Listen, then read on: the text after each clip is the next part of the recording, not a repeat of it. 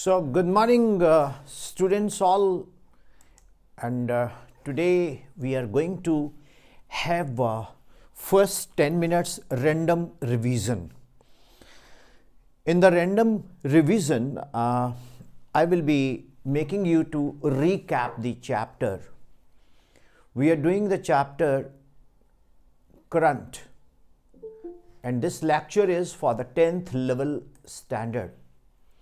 So I have told you current is basically the rate of continuous flow of charge per unit time through a conductor, and I is equal to Q upon T, where Q is the continuous flow of charge. Its value is equal to N into E. E is the charge on an electron, and its value of E is 1.6 10 to minus 19 coulomb. So, if time is 1 second, then 1 coulomb per second is 1 ampere. So, 1 ampere is that much charge. 1 ampere is that much current when an electron is, 1 coulomb is flowing, rate of change of flow of 1 coulomb of charge per second. So I've told you current, if number of, if there is a resistors, number of resistors, then they are said to be in series if same current is flowing. Am I right? कल आप Dodge कर गए थे परसों, वो मैंने एक circuit बनाया था R1 R2 R3. दिखने में वो लगता था सीरीज़ में है, लेकिन वो निकल के आया पैरेलल. तो पैरेलल का कंडीशन हमने ये बनाया that the potential should be same across each resistor.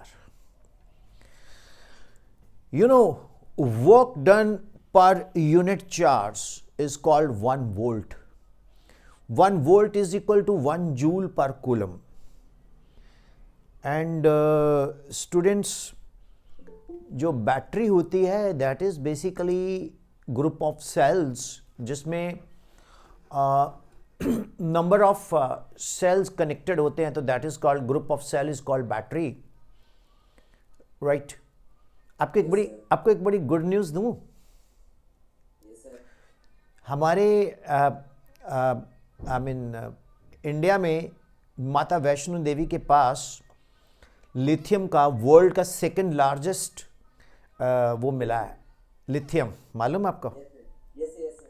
And ये बहुत बड़ी हमारे देश के लिए रेवोल्यूशन है, क्योंकि आने वाले टाइम में पेट्रोल इंजन की जगह बैटरी रन इंजन्स ऑलरेडी जगह ले रहे हैं हाइब्रिड कार्स का. तो lithium is very very good for manufacturing the batteries, and वो बड़ी पावरफुल बैटरीज बनती हैं उससे. तो it is a very good news for us, and I congratulate you the almighty nature and goddess माँ Vaishno has blessed us such a huge resource, near almighty temple, right?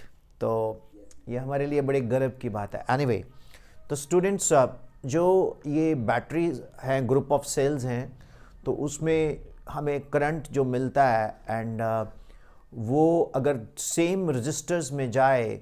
Register क्या होता है? जो current को रोके. वैसे तो करंट को हर बंदा रोकता है, इंडक्टर भी रोकता है. अब आप पूछेंगे सर इंडक्टर क्या है? इंडक्टर होता है कॉइल, जैसे स्प्रिंग होता है ना, स्प्रिंग, उसको इंडक्टर बोलते हैं. वो भी करंट को अपोज करता है. एक कैपेसिटर होता है, पैरेलल प्लेट कैपेसिटर, वो भी करंट को अपोज करता है. मींस रेजिस्टेंस तो सभी देते हैं. रेजिस्टेंस का मतलब है अवरोधक.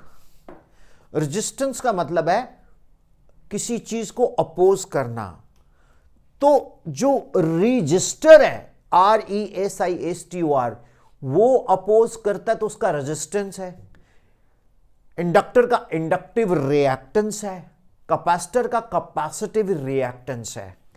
तो ये कुछ टर्म्स हम यूज करते हैं। कैपेसिटिव रिएक्टेंस मतलब कैपेसिटर हमें अपोज कर रहा है, इंडक्टिव रिएक्टेंस मींस कॉइल हमें अपोज कर रही है, हमें मींस करंट, अगर हम करंट है तो, और रजिस्टर तो है ही। तो नॉर्मली आप लोग पढ़ते हो जब मैग्नेटिक इफेक्ट्स ऑफ करंट, जिसमें आप पढ़ते होंगे कि current carrying coil having number of turns and then B equal to mu naught N I, पढ़ा है ना मैग्नेटिक इफेक्ट्स ऑफ करंट। चलो मैं भी करवाऊंगा आपको वो। तो उस कॉइल की भी रजिस्टर होती है। अब आप बहुत सारे बच्चे ये भी सोचते हैं कि सर ये जो वायर है इसका रेजिस्टेंस 0 होता है। नहीं भाई, वायर का भी रेजिस्टेंस होता है, लेकिन हम सर्किट्स में, न्यूमेरिकल सर्किट्स में, फिजिक्स सर्किट्स में उसको नेग्लिजिबल लेके चलते हैं, क्योंकि अगर वो भी हम लेंगे तो ये हाँ होता है, वो रेजिस्टेंस जो दिया हुआ है उसी में इंक्लूड होता है। मान लो एक हम रेजिस्टेंस ले रहे हैं 5 ओम, तो वो वायर का भी उसमें इंक्लूडेड है, ठीक है।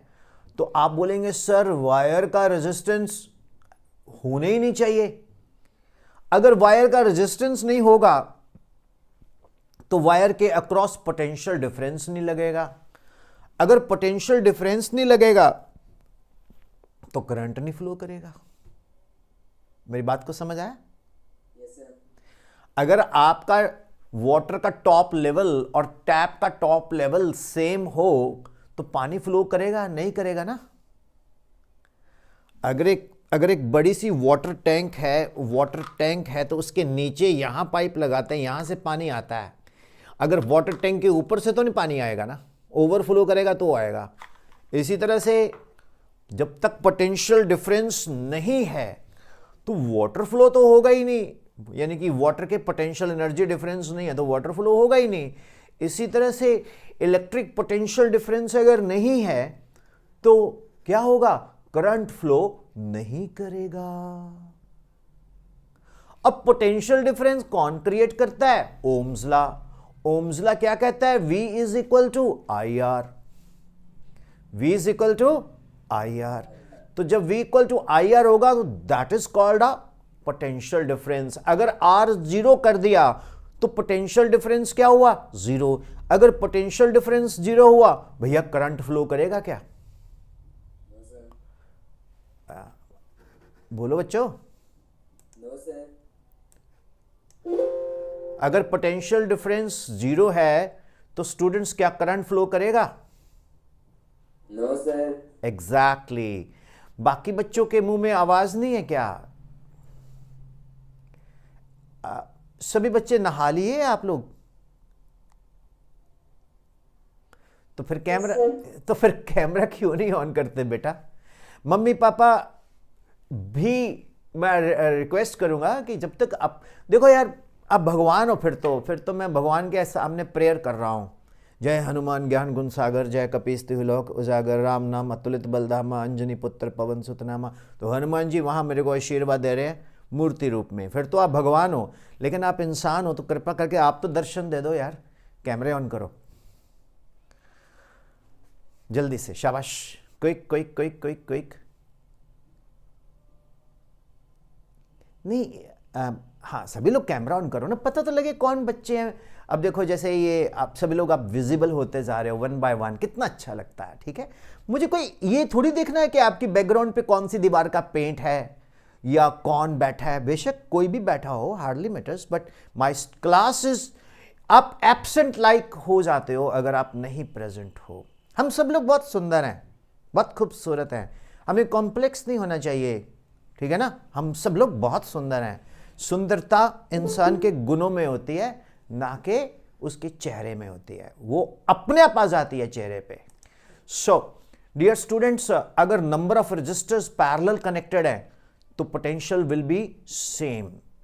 What is the unit of electric potential? Be quick, कौन बताएगा जल्दी से? V capital.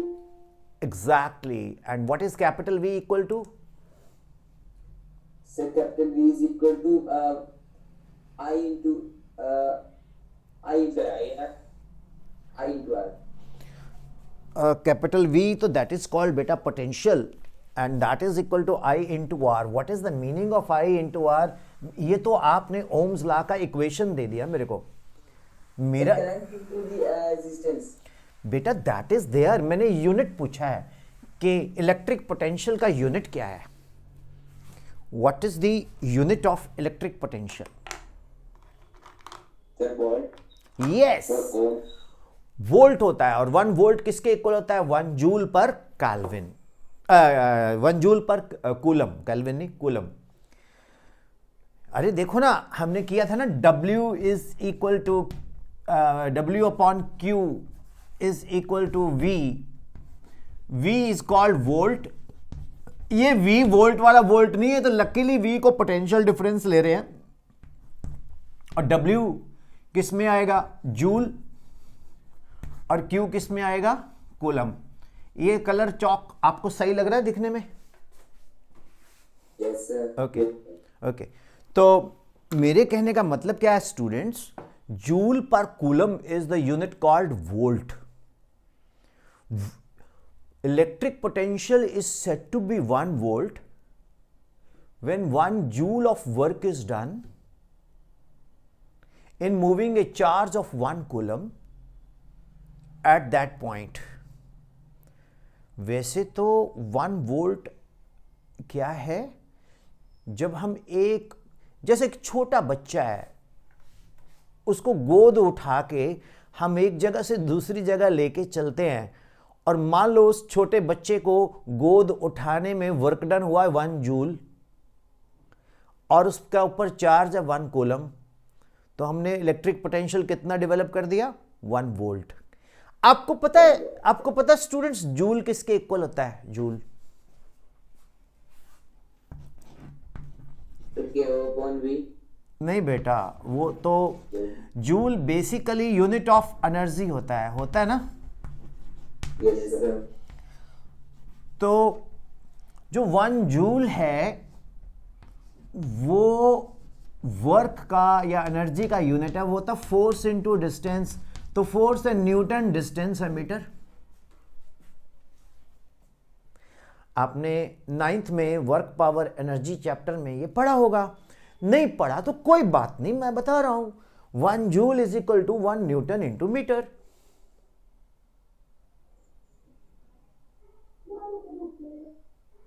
Is it clear? 1 joule is equal to 1 newton into metre. तो हम बोलेंगे work is said to be 1 joule if a force of 1 Newton displaces a body through 1 meter. If a force of 1 Newton displaces a body through 1 meter, that is called 1 joule. हम 1 joule क्या बोलेंगे? जब हम लोग 1 Newton force लगाते हैं, और उसको अगर किसी का कोई छोटा भाई बहन साथ में बैठना चाहता है, बिठाओ उसको, मुझे अच्छा लगेगा. Please make him to sit. Okay. तो 1 जूल वर्क कब होगा? जब हम लोग, अरे कुछ पता नहीं है, कई बार छोटा बच्चा 7th 8th वाला वो भी सीखना शुरू कर देता है, वो बाद में आपसे बेटर सीख सकता है. ओके. सीखने की कोई एज नहीं है, ना बड़ी ना छोटी. तो 1 जूल क्या है? बैठा लो बेटा. 1 जूल क्या है? 1 joule is the amount of work done in displacing a body through 1 meter when a force applied on it is 1 Newton.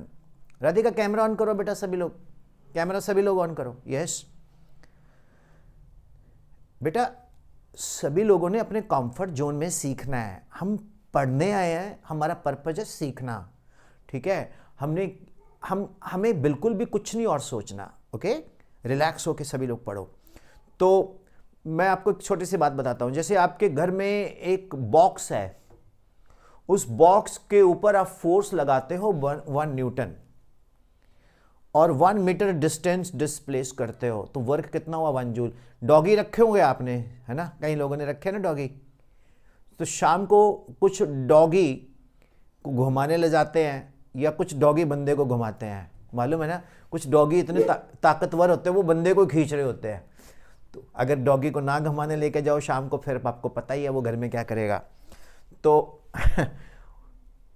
अगर एक डॉगी को खींचने में हमें 1 न्यूटन फोर्स लगानी पड़ रही है थ्रू 1 मीटर, तो हमारा वर्क कितना हुआ? 1 जूल। तो 1 joule is that much work done which when a force of 1, हम बोलेंगे 1 जूल वर्क कब होगा? जब 1 न्यूटन फोर्स लगेगी किसी बॉडी को 1 मीटर डिस्प्लेस करने में। ये है मैकेनिकल एनर्जी, मैकेनिकल यूनिट। और जो वोल्ट है वो है इलेक्ट्रिक यूनिट। तो इसलिए वोल्ट में हम मैकेनिकल एनर्जी को यूज करते हैं कि 1 joule per unit coulomb is called 1 volt. समझ आ गया ये? Yes, sir. जैसे किसी बॉक्स को सरकाने में हमारा जोर लगता है ना 1 न्यूटन, इसी तरह से बैटरी को चार्ज को मूव करने में, पल्स क्रिएट करने में सर्किट के अंदर जब 1 जूल वर्क डन करना पड़ेगा बैटरी को और 1 कूलम चार्ज को डिस्प्लेस करना पड़ेगा, तो बैटरी वर्क करेगी 1 वोल्ट। तो 1 वोल्ट बेसिकली क्या है? 1 volt is the unit of electric potential at A point. 1 volt is the unit of electric potential at a point. Electric potential को एट ए point बोलना ज़्यादा बेटर है, इंस्टेड हम electric potential बोलें या फिर इलेक्ट्रिक पोटेंशियल डिफरेंस बोलें, right? Yes, sir. कैसा लगता है इस तरह से रीकैप करना? सर अच्छा लगता है। सारा चीज़ समझ आ जाती है ना, क्यों भी सभी लोगों को, है ना जी? Yes, sir. ओके तो अब स्टूडेंट्स, मैं आपको 2-3 न्यूमेरिकल्स करवाए थे। आज मैं आपको एक, मैंने h is equal to I square R T करवाया था, याद है? Heat develop in a conductor, याद है ना? एक मैंने आपको बड़ा अच्छा कॉन्सेप्ट दिया था कि एक वायर है, उसका लेंथ L है, उसका area of cross section A है और उसमें करंट I फ्लो कर रहा है फॉर द टाइम T। अगर हम उस वायर की लेंथ को डबल कर देंगे, area of cross section same रखेंगे, टाइम भी सेम रखेंगे, तो राइज इन टेम्परेचर क्या होगा? सेम रहेगा। No effect. हाँ, नो इफेक्ट रहेगा। बट कंडीशंस अप्लाई, क्या? लेंथ डबल किया है, एरिया ऑफ क्रॉस सेक्शन को हमने कुछ नहीं बोला, टाइम वही रखा हमने, डेंसिटी को हमने चेंज नहीं किया, रेजिस्टिविटी को हमने चेंज नहीं किया, राइट? तो ये चीज़ें मैंने आपसे डिस्कस की हैं अभी तक। आज हम कंटिन्यू करते हैं आगे। Should we? अगर किसी के मन में कोई क्वेरी है तो प्लीज पूछिए।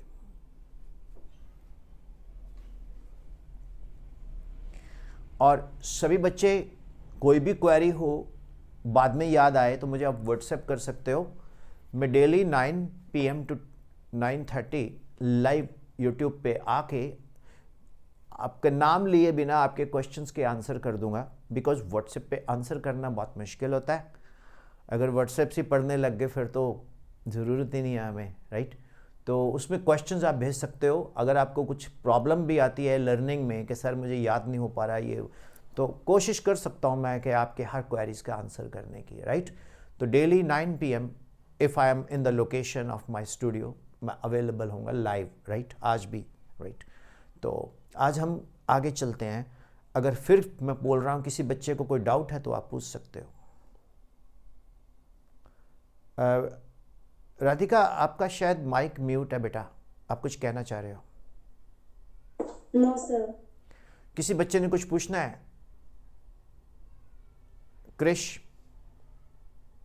No, sir. इट मीन सब समझ आ गया?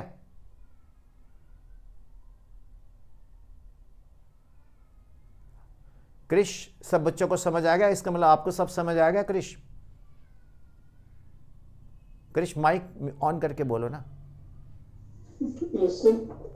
चलो, वेरी गुड। आपको मिस्टर चौधरी 07, आपको समझ आ गया सारा? ओके, मृदुल? Yes, sir. ओके, सो अब हम चलते हैं आगे, ठीक है? This session is over.